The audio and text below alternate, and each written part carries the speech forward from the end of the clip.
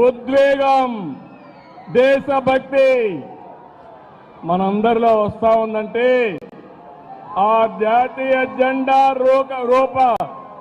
రూపాన్ని రూపొందించినటువంటి వ్యక్తి పింగళి వెంకయ్య ఈ ప్రాంతం వాడేనని చెప్పి మరొకసారి గుర్తిస్తున్నా.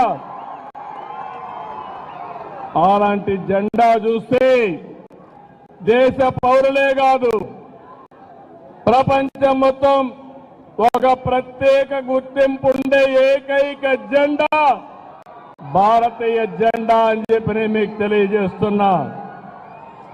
అందుకని మనందరం ఇక్కడ సమావేశమైంది.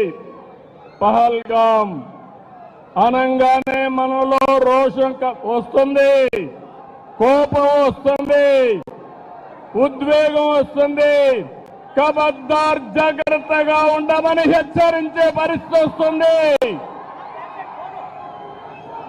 జరిగిన సంఘటన చూస్తే భార్య ముందరనే భర్తని, కొడుకు ముందరనే తండ్రిని మతం పేరడికి చంపేశారు.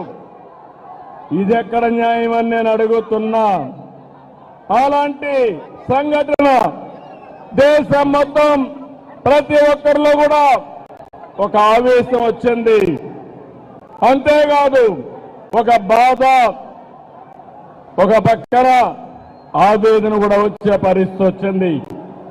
ఇవన్నీ చూసిన తర్వాత ప్రధానమంత్రి నరేంద్ర మోడీ గారు ఆడబిడ్డల నుదుట తిలకంతుడు చేసిన ఒక్క ఉగ్రవాది భూమి మీద ఉండడానికి వీలు లేదని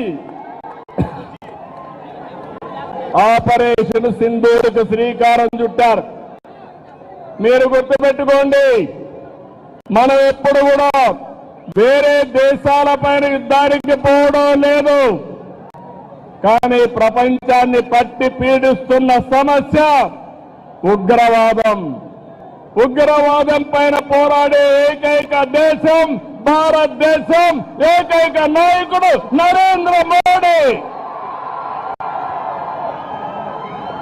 అందుకని రక్షణ దళాలు ఉగ్రవాదుల్ని ఈ దేశానికి తిరిగి కన్నెత్తి చూడకుండా చేయాలని ఎక్కడున్నా వాళ్ళ మీద మన త్రివిధ దళాలు ధైర్య సాహసంతో ముందుకు పోయినాయి.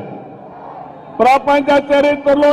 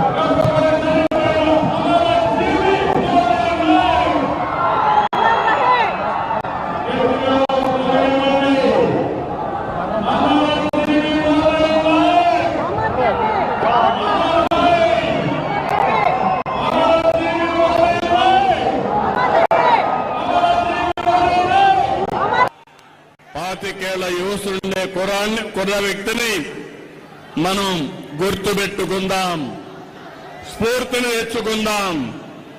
అలాంటి త్యాగదనిని ఆంధ్రప్రదేశ్ రాష్ట్రమే కాకుండా దేశం మొత్తం గర్విస్తుందని చెప్పి కూడా నేను మీకు తెలియజేస్తున్నా. అత్యంత కఠినమైన పరిస్థితులు సరిహద్దుల్లో రాత్రి పగలు లెక్క చేయకుండా మన దేశాన్ని కాపాడి మనల్ని కాపాడుతున్నటువంటి జవాన్లకి చేతులెత్తి నమస్కరిస్తున్నా. వాళ్ళందరికీ కూడా సెల్యూట్ చేస్తున్నానని చెప్పి కూడా నేను మీకు తెలియజేస్తున్నాను. వాళ్ళు పోరాడుతున్నారు, మనం క్షేమంగా ఉన్నాం.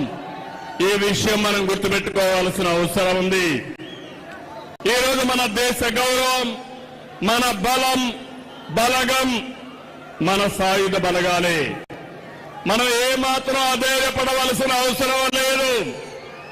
ప్రధాని మోడీ గారి సంకల్పం ఉగ్రవాదులు ఎక్కడున్నా ప్రపంచ